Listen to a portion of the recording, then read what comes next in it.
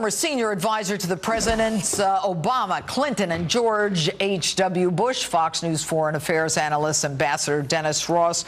All right, good evening, Ambassador. All right, new footage by these ISIS militants claiming the murder of British hostage David Haines. Your reaction? Well, look, they said they would do this. We know who they are. They seek to engage in these kinds of outrages because it's their way of demonstrating a kind of power. They're trying to show that they can humiliate those who are their enemies.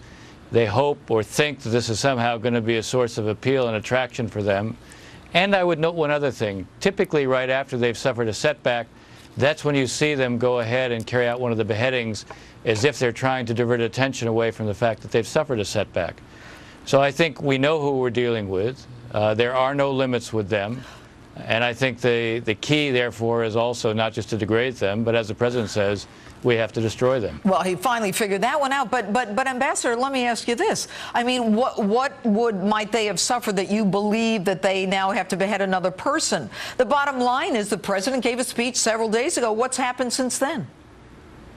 Well, you're looking at this video seems to have been taken shortly after the Haditha Dam was taken from them.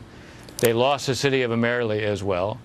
They have suffered some setbacks in Iraq. That's what I'm suggesting, that when they suffer setbacks, they want to divert attention away, or when the president makes a speech and you see the United States now trying to organize a coalition, this is their answer to that. They want to show they're there. They want to show they can humiliate the West. And these are the kind of steps that they take. What about ISIS? I mean, clearly you believe that we are at war, yes? I know it's hard for this administration to say it, but we are, yes. Look, we are fighting an enemy that respects nothing and therefore has to be defeated. And the only way to defeat them is militarily. So yes, this is a conflict, this is a war, we're engaged in it. The term war clearly is an issue, probably because it relates to questions of what are authorities, does war powers kick in, and the like. Okay. Well, aside from the, the semantics of this, can we defeat ISIS, and what will it take? Well, it's going to take the United States acting militarily, but it can't just be us. Ultimately, the key to defeating ISIS is what we saw with the defeat of al-Qaeda in Iraq, which was its precursor. Sunni tribes turned against them. They were, they revolted against them, and then the surge that we had with General Petraeus provided money and arms, and we fused, we supported them. Once again, we need the Sunni tribes to revolt against them. Sunnis need to turn against them and discredit them. It's not just that Sunnis have to fight them, it's that they have to be delegitimized. We can't delegitimize them, but Sunni Muslims can delegitimize them. That's why we need not just the Sunni tribes, but that's why you need Saudi Arabia, the Emirates, Jordan. You need the leading Sunni states to make it very clear this is their enemy. You now have the King of Saudi Arabia, the Grand Mufti of Saudi Arabia, declaring that they're enemy number one of Islam.